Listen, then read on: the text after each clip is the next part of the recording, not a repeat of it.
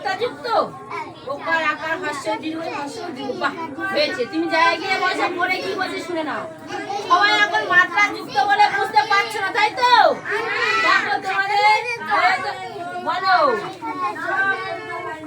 জায়গায় গিয়ে বসো। আমি একটা কাজ দেখাচ্ছি, তোমরা দেখে নাও। স্বরবর্ণ,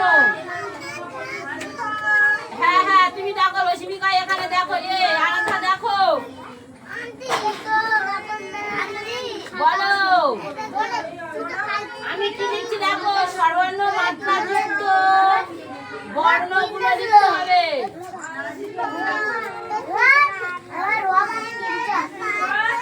তুমি পারবে না, দেখবে আমি বলে দেবো, তুমি পেরে যাবে। এখন পারছো না তো? আমি বলছি তুমি পেরে যাবে। এখানে দেখো, দেখো আরাধা, এসে দেখো, এবার দেখো এখানে কি লেখা হয়েছে জানো? স্বরবর্ণ মাত্রা যুক্ত বর্ণগুলি লেখো। যে স্বরবর্ণ যে মাত্রা, স্বরবর্ণ বলতে সবাইকে কি বলেছিলাম? স্বরবর্ণ বলে কি বলেছিলাম?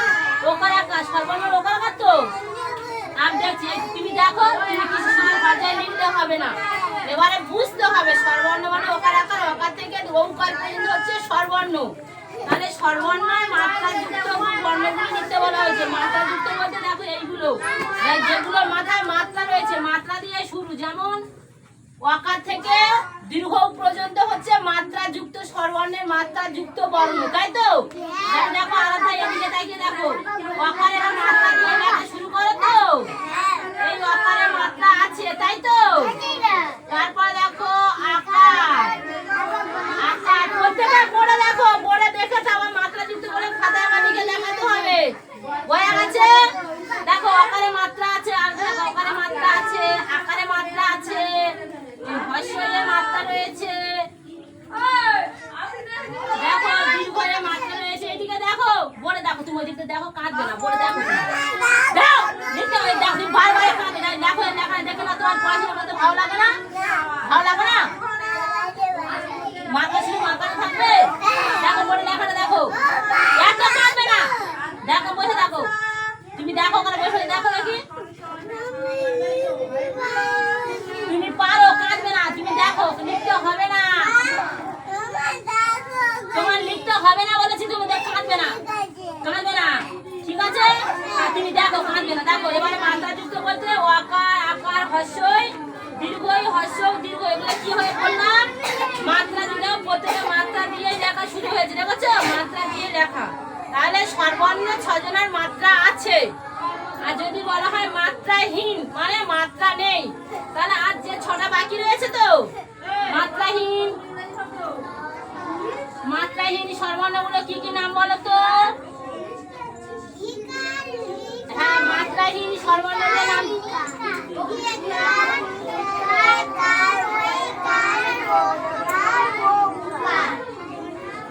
মাত্রাহীন সর্বর্ণগুলি কি কি? কে কে বলতে পারছো? কে কে বলতে পারছো? কে কে বললে বলো মাত্রাহীন সর্বর্ণগুলি কি কি? আচ্ছা, কি বললে? লিখা। দেখো লিখার মাত্রা ছিল না, লিখার কিন্তু ব্যবহার নেই। তবু লিখা তোমরা পড়েছো, লিখার জন্য টিকবাজি এটা আছে, তাই তো?